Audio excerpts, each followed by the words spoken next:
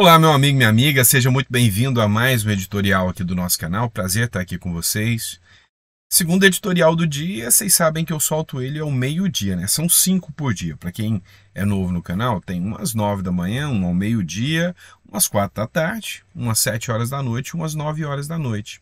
Esse segundo eu tenho aqui de praxe já um momento em que eu te desejo uma mesa farta, repleta de bênçãos para você e para os seus. E agora, além da mesa farta, eu peço muita paz. Paz porque o mundo está entrando por um buraco que a gente não sabe para onde vai, né? A gente está preocupado que os fins do tempo, né? O fim dos tempos, aí sim, está chegando, porque a coisa está cada vez mais complicada, está cada vez mais complexa.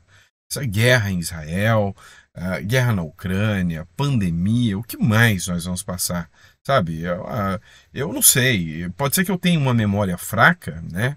Mas há um tempo atrás, quando eu era mais jovem, você via as coisas acontecerem, mas pareciam mais distantes. Hoje é um tropeço, é uma escalada atrás da outra, tudo é muito assustador.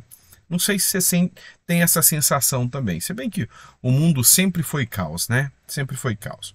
Mas enfim, vamos mudar de assunto, vamos partir para as nossas pautas, que eu sei que você está aqui por isso. Bora começar? Não esquece de dar o like, curtir e compartilhar. E se não é inscrito, dá uma força para o canal. Vamos começar falando da saúde do Lula. Já tem 2 semanas que o Lula fez a cirurgia. Você não vê muita matéria sobre isso. Você viu ali nos dias, mas sobre a saúde de Lula pouco se fala, sobre a sua recuperação, sobre...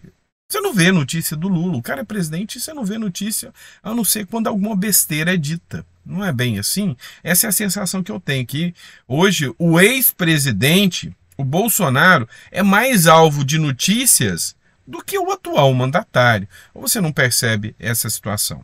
E aí eu vou trazer para vocês uma matéria aqui da Folha de São Paulo, que eu achei muito interessante essa matéria da Folha de São Paulo, e diz o seguinte: Planalto omite informações sobre a saúde de Lula para evitar imagem de fragilidade.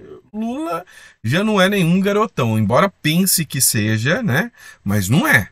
As informações relacionadas à saúde do presidente Lula vêm sendo tratadas com cuidado especial por seus aliados e equipe, de forma a evitar que se estabeleça uma imagem negativa e de fragilidade do mandatário, que já tem 77 anos. Ao longo dos primeiros 9 meses de governo, houve casos de omissão de informações ou a busca de amenizar as notícias diante de algum diagnóstico, procedimento médico. O próprio Lula externou sua preocupação ao transmitir uma ideia de fragilidade. O que eu quero expor para vocês aqui? Acho que escureceu um pouco, né? Vamos lá. O que eu quero expor para vocês? Não melhorou. O que eu quero expor para vocês aqui? Essa situação. São 2 imagens distintas, tá? E aqui eu estou falando do ponto de vista político, de marketing e psicológico mesmo, de acesso ao eleitorado. Porque nada que esses cidadãos fazem, e aqui eu estou falando nem Bolsonaro e nem Lula, porque são candidatos, embora Bolsonaro agora é inelegível. Nada que eles façam não tem por detrás toda uma equipe de marketing. A imagem deles representa uma população que vai votar neles. E aí, a imagem do Bolsonaro e a imagem do Lula são antagônicas. Lula, ele tem aquela mentalidade ainda stalinista de passar o exemplo do líder forte, do líder revolucionário, do líder que não pode passar a imagem de fraqueza. Diz que o amor venceu, mas ele quer passar uma imagem à la Stalin. Essa é a linha de raciocínio de Lula. Uma imagem do líder que detona, que domina tudo. Já Bolsonaro é um paradoxo. Bolsonaro, enquanto um homem mais truculento, de palavras rudes, ele se aproxima muito mais do povo, postando imagens da facada, postando imagens pós-cirurgia, chorando, coisa que Lula odeia. Lula odeia imagens dele chorando. Ele detesta quando faz uma imagem dessa. Já Bolsonaro não se importa. O Bolsonaro apresenta uma imagem muito mais próxima àquilo que é do povo e principalmente do seu eleitorado, que é o homem que tem já uma postura mais truculenta, de defesa da família, um homem que está pronto, se necessário for, ir para a guerra para defender a sua família, para salvar a sua nação, mas que também adoece, que se fere, que chora, que defende a família. Essa é a distinção, essa é a diferença bruta entre os dois discursos, tá? Entre o marketing que é feito entre os dois.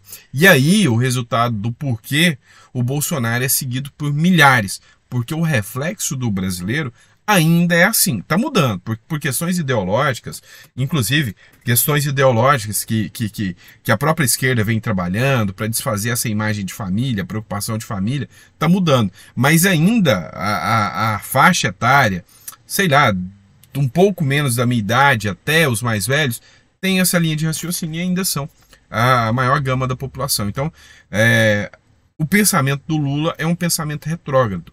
Essa questão de apresentar a imagem do grande poderoso, isso aí pode ter colado lá na época do Stalin. Hoje isso não rola mais, tá? Não rola nem entre os esquerdistas, tá? Não tem nada dessa postura do homem forte. Vamos lá. Já que eu tô falando em esquerda, distorcer assuntos, tem hora que eu fico envergonhado de algumas matérias que são postadas na mídia, né? Matéria do R7. Delegada luta e atira contra homem em situação de rua. Olha que delegada má. Uma delegada identificada como Lícia Juliane de Paiva, tá?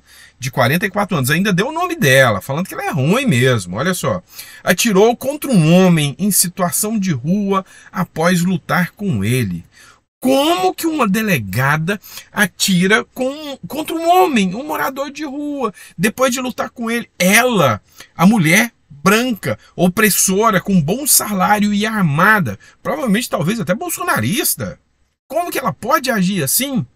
Gente, a gente tem que tomar muito cuidado com as narrativas e a primeira impressão que essas matérias trazem. Eu vou deixando a imagem aqui para vocês, até porque a imagem não tem som, e vocês vão ver que ela nada mais fez do que se defender. E olha só, olha o que acontece. Ela chega e aborda ele. Uma câmera de segurança registrou toda a confusão. De acordo com a Polícia Civil, o homem estava tentando roubar uma viatura que estava descaracterizada, ou seja, como um carro civil, o cara estava tentando roubar um carro.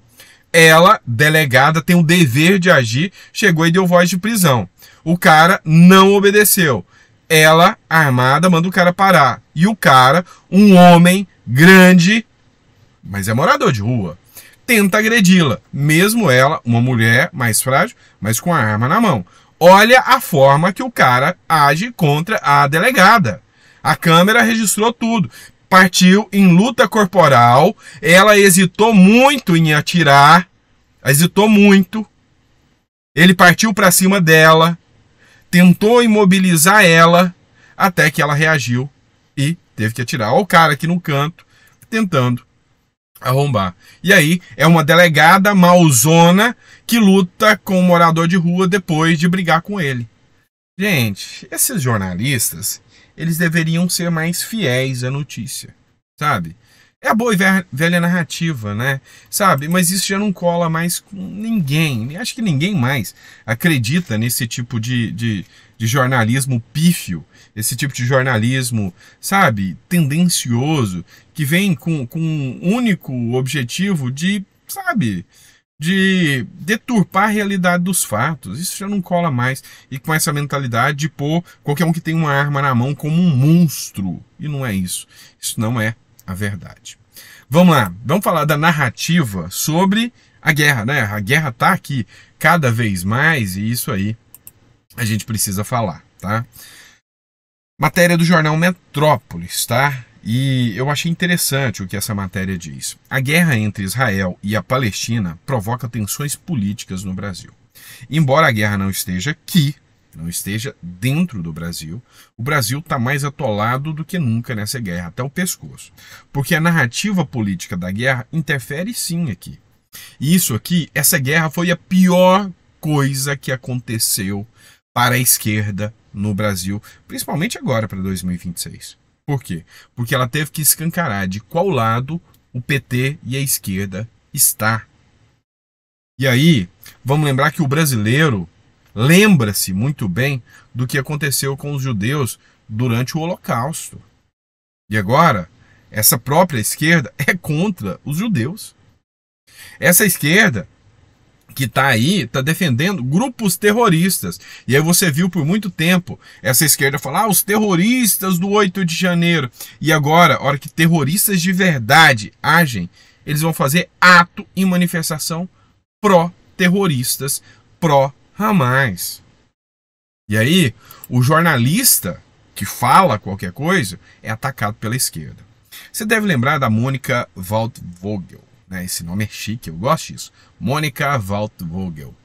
Enfim, a Monika Waldvogel, ela fez críticas. Após críticas nas redes sociais, a Globo veio em defesa da jornalista Monika Waldvogel, que no programa Em Ponto da Globo News na segunda-feira, abordou a suposta ligação entre o Partido dos Trabalhadores e o Hamas, o grupo terrorista que atacou Israel no sábado, desencadeando um conflito na região do Oriente Médio. Essa matéria que eu estou trazendo para vocês é do Diário do Centro do Mundo, um jornal de extrema esquerda, e diz o seguinte: Globo sai em defesa de Monika Waldvogel após jornalista ligar o PT ao Hamas. É proibido você falar a verdade aqui no Brasil. O Brasil é o país onde, se você inventar uma fake news e for de esquerda, essa é a nova verdade. Mas você falar uma verdade sendo de esquerda, você está espalhando uma fake news. Da mesma forma, se você é de direita e fala uma verdade, você é um espalhador de fake news. Ah, mas a sua verdade atingiu a esquerda, então você está espalhando fake news. E sim, o Hamas parabenizou o PT. Um outro jornal de extrema esquerda, o Brasil 247, viu o impacto disso na população, foi lá e disse que era mentira, foi checado no Twitter, que mostrou que aquilo era uma mentira do jornal, que sim, o Hamas agradeceu, parabenizou o Lula, sim, e aqui a Globo teve que sair em defesa, porque ela foi avacalhada. Então foi o seguinte, a Monika Waldvogel, durante uma entrevista, durante um jornal, né? Ela falou que o Hamas parabenizou o PT, que o PT, sim, já se manifestou várias vezes ao Hamas, inclusive a própria esquerda. A esquerda atacou, mas foi tão xenofóbica contra a Monika Waldvogel que a Globo teve que vir e falar, gente, a nota de repúdio a todos aqueles que estão atacando a jornalista, porque ela só fez dizer a verdade. Só que o que está acontecendo é que o povo brasileiro, a esquerda até tenta mentir que é, mas não é de esquerda totalmente. É um público conservador, é um público que até teve críticas ao Bolsonaro, teve críticas a ponto de atuação dele, mas é um público que está de saco cheio da violência, da escalada da violência, é um público que quer mudança. E aí a imprensa está tendo que se tocar com isso. Porque existem setores que precisam da opinião pública, e outros não. Por exemplo, o STF está cagando para a sua opinião. O presidente da República, o Lula, precisa da opinião pública, porque precisa de votos. O Congresso Nacional precisa da opinião pública, porque ele precisa de votos. E a mídia, que não é bancada pelo governo, precisa de eleitores. Então, ela tem que voltar atrás. E agora eu vou citar a Folha de São Paulo, que passou pano, dizendo que guerrilheiros, resistência do Hamas, e aqui ela teve que tratar o assunto com a devida seriedade. Ao menos 1.500, abre aspas, bem grande, terroristas do Hamas foram mortos após ataques, diz Israel. Vou repetir.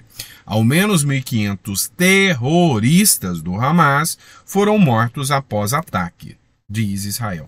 Agora sim a Folha aprendeu a lição.